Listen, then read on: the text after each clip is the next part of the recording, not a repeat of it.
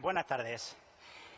Aunque el título les parezca musical y ya hayan cantado en el número anterior y vayan a cantar después, no se piensen que yo también voy a cantar. Quizá por el título me pusieron a mí en este momento.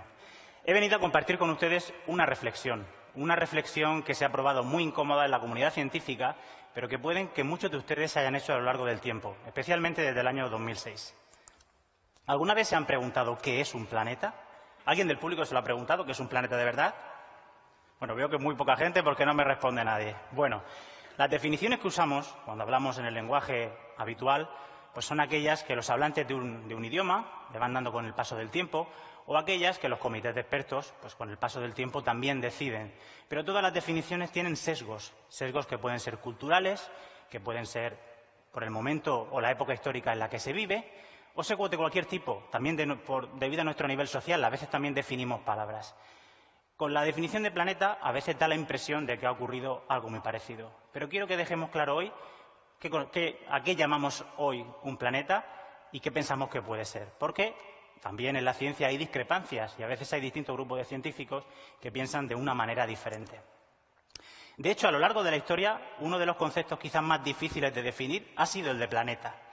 Precisamente hasta la llegada del sistema heliocéntrico, pues por ejemplo el Sol y la Luna eran planetas.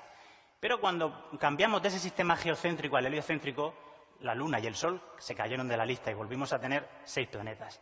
Pero, sin embargo, a finales del siglo XVIII y principios del XIX se empezaron a descubrir muchos objetos. No solamente Urano y Neptuno, que sí que son planetas según la definición actual, sino que se empezaron a descubrir un inmenso número de cuerpos, se llegaron a descubrir casi 23 cuerpos diferentes y que no correspondían muy bien con lo que pensábamos que era planeta y que podíamos estar precisamente ante la definición de un nuevo objeto y que posteriormente fue lo que hoy conocemos como asteroides. De hecho, si ven ustedes en la gráfica, hay una caída muy brusca, aproximadamente en el año 1850, con el descubrimiento del asteroide número 23.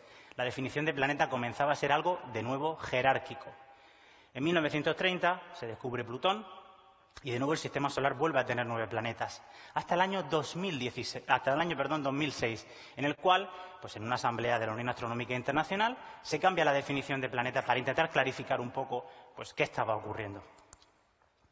Según la Unión Astronómica Internacional, para definir planeta tenemos que cumplir 3 cuestiones, y esta mañana, de hecho, se ha hablado de ellas. La primera tiene que ser un cuerpo que esté en órbita alrededor del Sol. La segunda tiene que tener una forma más o menos esférica, es decir, que haya alcanzado el equilibrio hidrostático. Y 3, que haya limpiado su vecindario de otros objetos. Esta definición pues, hizo que, por ejemplo, Plutón, al empezar a descubrirse objetos transneptunianos que eran de un tamaño similar a él, se cayera de la definición de planeta y se convirtiese en un planeta enano, al igual que, por ejemplo, le pasó a Ceres, el primer asteroide en ese momento descubierto, al empezar a descubrirse una nueva serie de objetos que tenían un tamaño similar y que compartían su órbita. Pero mi pregunta es la siguiente. ¿Es para ustedes esta la definición de planeta? ¿Es suficiente con esta definición de la Unión Astronómica Internacional que dio en el año 2006? Les voy a poner 2 ejemplos. 2 ejemplos que pueden ser un poco quizá controvertidos. A la izquierda y a la derecha ven 2 animaciones. En el centro está el Sol, tiene los 4 planetas interiores, tiene Mercurio, Venus, la Tierra, Marte y en gris el cinturón de asteroides.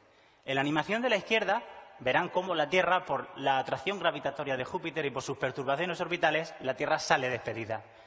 Y en la imagen de la derecha ven cómo de repente pues, la Tierra empieza a girar en el cinturón de asteroides, que es esa zona de color gris. Para ustedes, ¿la Tierra dejaría de ser un planeta si fuese expulsada, por ejemplo, del Sistema Solar? Que me responda alguien, por favor, a esta encuesta. ¿Para ustedes dejaría de ser un planeta la Tierra si fuese expulsada del Sistema Solar? No, ¿verdad? ¿Quién ha dicho que sí? ¿Hay alguien que se atreve? Muy bien. Bueno, eso según la definición de la IAU, probablemente la Tierra dejaría de ser un planeta. Pero quizá haya algo en la sustancia de planeta, en esa definición, que todavía nos pueda hacer pues, que podamos definir el grupo de planetas como algo mucho más complejo. También ocurre una cosa muy curiosa. En el Sistema Solar hay multitud de asteroides. De hecho, más de 30.000 asteroides conocidos hasta la fecha cruzan la órbita de la Tierra y alguno podría decir, bueno, la Tierra tampoco cumple la condición de que haya limpiado su órbita de asteroides. Bueno, Nayara esta mañana nos contaba que hay una definición que dice que es la dominancia orbital, ¿no? La Tierra obviamente domina sobre ese número de asteroides que cruzan nuestra órbita y, por lo tanto, la Tierra cumple esa condición de haber limpiado su órbita, ¿no? Porque esos objetos son muy pequeños y tienen muy poca masa en comparación con la que tiene la Tierra. Y, por lo tanto, la Tierra, según la definición actual, por ejemplo, seguiría siendo un planeta. Pero, sin embargo, cuando miramos al espacio, hemos detectado ya más de 30 planetas o 30 cuerpos, voy a llamarlos cuerpos ahora mismo, que parecen planetas bastante grandes porque nuestro sesgo observacional no nos permite verlos con mucho más detalle, que llamamos planetas errantes. Cuerpos que probablemente hayan salido despedidos en alguna etapa de la formación de su sistema planetario y que ahora están vagando por el espacio. ¿Han dejado esos cuerpos de ser planetas por el simple hecho de no cumplir esa jerarquía? Es decir, de no orbitar alrededor de una estrella o, por ejemplo, en este caso ni serían planetas porque no orbita alrededor del Sol, ¿no? Serían planetas errantes o vagabundos. ¿Pero creen ustedes que a la Tierra le pasará lo mismo? Bueno, pues es que, claro, todo depende de cómo observemos las cosas.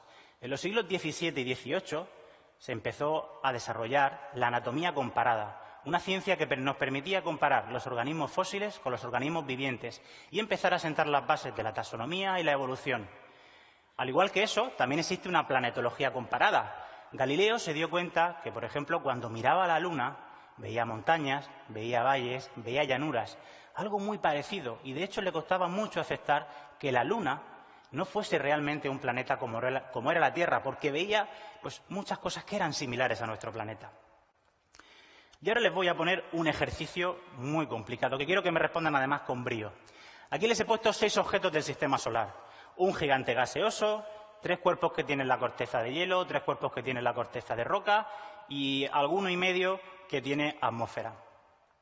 ¿Qué tienen en común todos estos cuerpos? A ver si alguien se atreve a decírmelo. A simple vista. Efectivamente, lo único que tienen en común a simple vista estos cuerpos, de hecho, pues pueden ver que hay satélites, ahí sí que hay 3 planetas y hay 3 satélites en este caso y un planeta enano, lo único que tienen en común es que es redondo. Bueno, pues como les decía al principio, a veces hay discrepancias incluso en los científicos, incluso en la definición de planeta. Y ha sido un tema bastante tabú y bastante polémico, especialmente desde el año 2006, ¿cuál es la verdadera definición de planeta? Bueno, pues desde las geociencias, en los últimos años, hay como un nuevo ímpetu para volver a definir la palabra planeta. ¿Qué sería para nosotros un planeta, para los geocientíficos, según esta definición? Bueno, pues serían cuerpos cuya masa está entre aquella que le permite alcanzar esa forma esférica, el equilibrio hidrostático, y menor aquella que le haría empezar las reacciones de fusión nuclear y convertirse en una estrella, ¿no? ¿Por qué? Porque eso le da la forma redonda. Y ustedes dirán, bueno, ¿qué tiene que ver que tenga la forma redonda? Bueno, pues como ahora podemos empezar a hacer planetología comparada, podemos ver algo más que puntos de luz en el espacio, porque nuestras misiones espaciales están llegando cada vez más lejos. Estamos viendo que todos estos cuerpos que comparten precisamente esa esfericidad tienen muchas más cosas en común, independientemente de que sean gigantes gaseosos, su corteza sea de hielo o su corteza sea de roca. Le voy a poner un par de ejemplos. No conocemos asteroides en donde haya un ciclo hidrológico, porque para que haya un ciclo hidrológico, es decir, que el agua se evapore, forme nubes, precipite o cualquier otro fluido, no solamente puede ser el agua, porque tenemos en nuestro sistema solar ejemplos como Titán. Bueno, para que ocurra eso, un cuerpo tiene que tener la suficiente masa para que a lo largo del tiempo geológico se forme, retenga una atmósfera y se desarrolle ese ciclo hidrológico. Lo mismo podemos decir con los volcanes. Bueno, la forma esférica de muchísimos cuerpos, hemos descubierto en estos cuerpos precisamente que son los que mayor actividad volcánica tienen o han tenido en el pasado, muchas veces relacionado por cómo ha sido su formación, por cómo han adquirido esa masa y por cómo se ha desarrollado su estructura interna. Y así podríamos poner un montón de casos. Por ejemplo, en el caso de Júpiter, que es un gigante gaseoso, ¿qué tiene en común, por ejemplo, con la Tierra? Bueno, pues que hay una dinámica atmosférica, que hay nubes, que hay tornados, etcétera.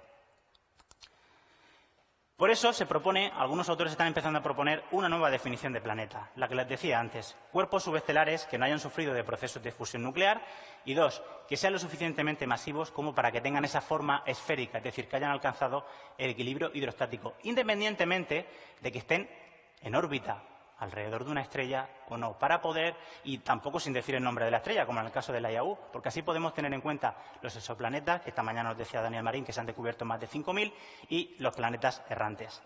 Ya, para concluir esta charla, solamente una reflexión final. Las definiciones van cambiando con el tiempo, porque los descubrimientos científicos van haciéndonos cambiar nuestra visión sobre todos estos cuerpos. Y, por supuesto, un consejo o una información por parte de un geólogo. Ninguna de las definiciones que conocemos hoy día han venido escritas en ninguna piedra. Muchas gracias. Eskerrik asko.